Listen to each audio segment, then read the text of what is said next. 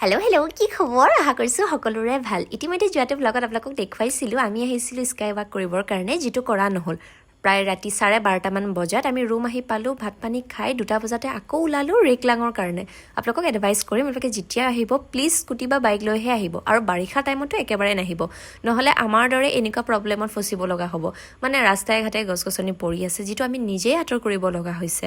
ৰাতিয়ে আহিছিলোঁ 2টামান বজাত আৰু মেইন গেট আহি পোৱালে 5টামানে বাজিলে মেইন গেট আহি পায়ে ফটাফট 50 ৰুপিজকে টিকেট কাটি লৈছোঁ আৰু আৰম্ভ কৰিলোঁ মোৰ জীৱনৰ প্ৰথমটো ট্ৰেক অলপ দূৰ খোজ কাঢ়িয়ে মুঠৰ ওপৰ কঁকাল ভৰি হাত সব বিষ হৈ গৈছে কিমান বাৰ যে ৰখি যাব লগা হৈছে আৰু আহি পাইও চাওকচোন এনেকুৱা জিৰ' ভিজিবিলিটিহে দেখা পাইছোঁ কাৰণ আহিছিলোঁ বাৰিষাৰ টাইমত গোটেইখন ডাৱৰে আৱৰি ধৰিছে কিন্তু আমাৰ লগত যিহেতু আহিছিলে দুজনকৈ ড্ৰাইভাৰ আৰু সিহঁত ইয়াৰে লোকেল গতিকে আমাক এটা শ্বৰ্টকাট ৰাস্তা দি এই ধুনীয়া ভিউ পইণ্টটো দেখুৱালে ভাবা নাছিলোঁ যে ইমান কষ্ট কৰি আহি পেলাই ইমান ধুনীয়া এটা ভিউ পইণ্ট দেখা পাম বাৰু তাৰ পাছতে আমি আকৌ উভতি যাওঁতে ইয়াৰে কিছুমান লোকেল ফ্ৰুটছবোৰ ট্ৰাই কৰিলোঁ আৰু ফ্ৰুটছৰ টেষ্ট নক'বতে কেনেকুৱা মোৰ ৰিয়েকশ্যনটো চাই চাগে গম পাইছে